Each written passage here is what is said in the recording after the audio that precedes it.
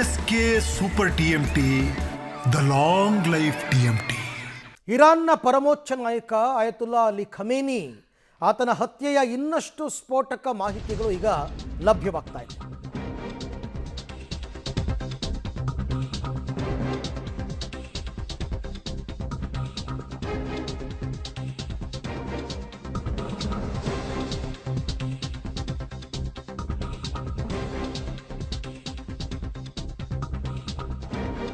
F-15 ಮೂಲಕ Khamenei ನಿವಾಸದ ಮೇಲೆ ದಾಳಿಯನ್ನು ನಡೆಸಲಾಗಿದೆ. ಕೇವಲ ಒಂದೇ ಒಂದು ನಿಮಿಷದಲ್ಲಿ 40 ಮಂದಿ ಮಟಾಶ್ ಆಗಿದ್ದಾರೆ.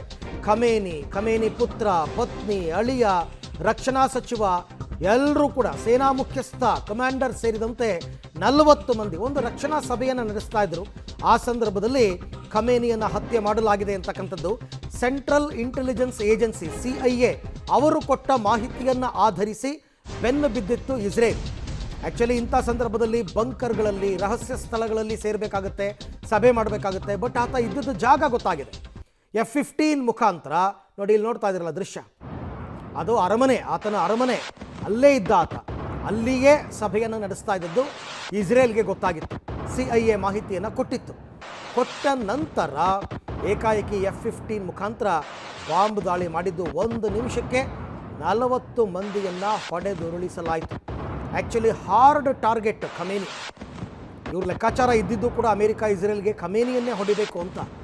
ಅದರ ಪ್ರಕಾರ ದಾಳಿ ಆರಂಭ ಮಾಡಿದಂತಹ 24 ಗಂಟೆಯಲ್ಲೇ ಸಕ್ಸಸ್ಸನ್ನು ಸಾಧಿಸಿದ್ರು. ನಿಮಗೆ ಅಮೇರಿಕದವರು ಈ ಹಿಂದೆ ನಡೆಸಿದಂತಹ ದಾಳಿಗಳನ್ನೆಲ್ಲ ನೆನಪಿಸ್ಕೊಳ್ಳಿ. ಉದಾಹರಣೆಗೆ ವೆನಿಜುವೆಲಾದಲ್ಲೂ ಕೂಡ ಅಧ್ಯಕ್ಷನನ್ನು ಅವರು ಅರೆಸ್ಟ್ ಮಾಡಿದ್ದು ಹೆಂಗೆ?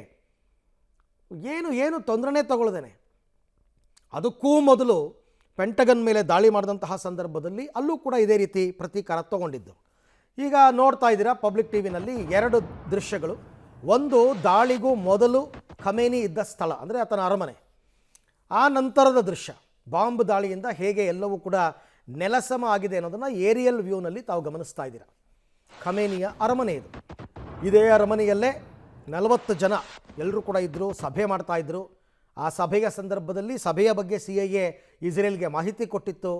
F-15 ಮುಖಾಂತರ ದಾಳಿ ಮಾಡಿ ಇಡೀ ಅರಮನೆಯನ್ನೇ ಧ್ವಂಸ ಮಾಡಿರ್ತಕ್ಕಂಥ ದೃಶ್ಯ ನೋಡಿ.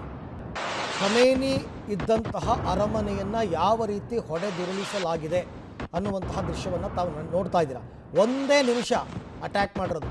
40 ಮಂದಿ, ಖಮೇನಿ ಪತ್ನಿ, ಆತನ ಪುತ್ರ, ಸೊಸೆ, ರಕ್ಷಣಾ ಸಚಿವ, ಕಮಾಂಡರ್, ರಕ್ಷಣಾ ಮುಖ್ಯಸ್ಥ ಎಲ್ಲರೂ ಕೂಡ ಉಡೀಸಾಗ್ಬಿಟ್ಟಿದ್ದಾರೆ. ಆರಂಭದಲ್ಲಿ ಇದನ್ನು ನಿರಾಕರಿಸಿತು ಇರಾನ್, ಇಲ್ಲ ಅಂತ. ಆ ನಂತರ ಅವರೇ ಅಧಿಕೃತವಾಗಿ ಒಪ್ಕೊಂಡ್ರು.